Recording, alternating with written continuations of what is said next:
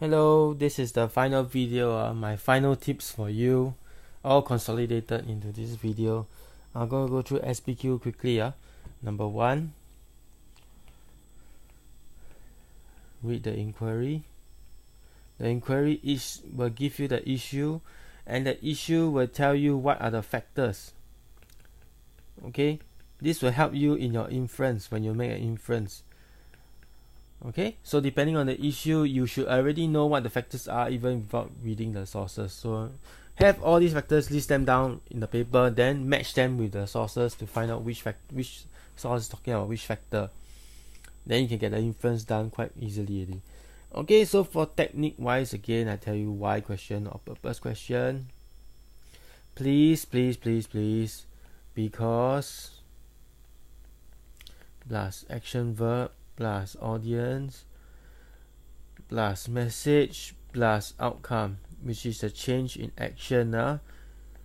Okay, in order to get the message outcome, you must have the evidence, explanation, plus very importantly context. If the context is in your face, please write it down. How do you know the context? You check the date. Okay, check the date and match a particular event. Okay, can 3, reliability, proving and usefulness. Please you must write reliable. Okay, remember at start of end of your paragraph, please write reliable as source A supports B, it is hence reliable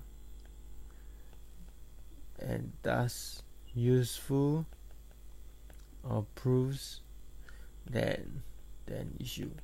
Okay, write the full thing.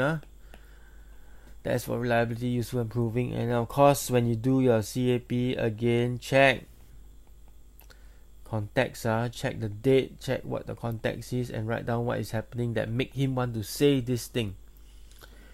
Okay, comparison. Another thing, make sure your criteria of cross-ref is matching. Just repeat the sentence again, then say either yes, it is like that, or no, it is like that. Or the reason, then one reason, two reason, hence different in the reason for blah blah blah blah blah. Okay. Comparison, again, match criteria. And include the context if you can. Example, the graph just now, that graph I showed you.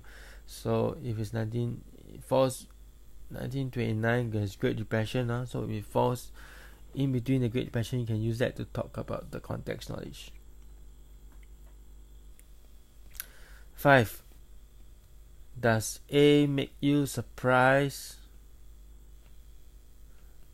Or B? Or so all these hybrid question. Number 1, please state that A agrees or makes me surprised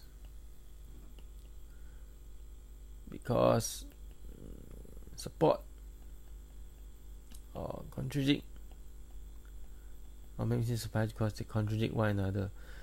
About, so the word contradict must be there. About whatever. Then start your whole thing. Compare the two sources first. Compare first, content. Then after that, then you check whether you're surprised or whether it proves based on reliability. Okay, so for surprise, make sure you main source, they ask you to check. You must check the context again. Check the context and expectation. Does it match with who the author is? Then you say whether you're surprised or not. Okay, very important. Context. Context will tell you whether you're surprised about what the author is saying at that point in time. Okay, so for proving, the same thing when you do CAP. Or you can also do the cross-ref of the source they ask you to check. If you say does source B prove, does A make you surprised or B, check A. Check A first, then if you got time, then check B. So check A by either CAP or by cross-ref. and make sure criteria match again. Same thing. Criteria must match. Okay, and finally the evaluation, the last question, same thing. Please explain in your own words and give a reason for the stand. Okay, they'll give you the issue, then you must discuss the stand of the source and what is the reason in your own words. And this reason relates to the factors that you have already studied. Okay, whether it's if they say rise of Hitler, so one factor may say that rise because of his own his oratorical skills and charisma. Another one will say rise because of weakness of Weimar government. So check the stand properly and explain in your own words. Okay, pick the relevant evidence, and then after you pick the relevant evidence, please make sure that when you explain, you must link and close all the gaps. Make sure the link of your evidence to your reason, to your stand is very, very clear. Want to see clarity? One paragraph, one source. Do one yes, one no first, then do two yes, two no. Okay? Can. Essay. The main thing you all like to do is don't tell me grandmother story.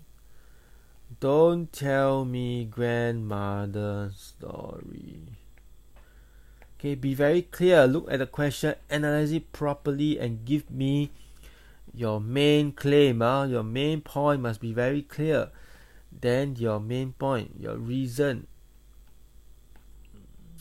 Okay, these two things first, very clearly, before you give me the grandmother story, blah blah blah blah, what happened, all the facts. Organize your facts first to a claim. Organize it to a claim, organize it to a reason, then give the evidence, then give me your facts. Then after that, explain your facts and link it back to why the facts tell you about the claim or the reason. Okay, please be very clear on this. Don't give me a grandmother story at the start and just forming out all your facts. You're not going to get it correct. You're going to get a very low mark if you do that. Please claim first. Make sure you know what is your claim.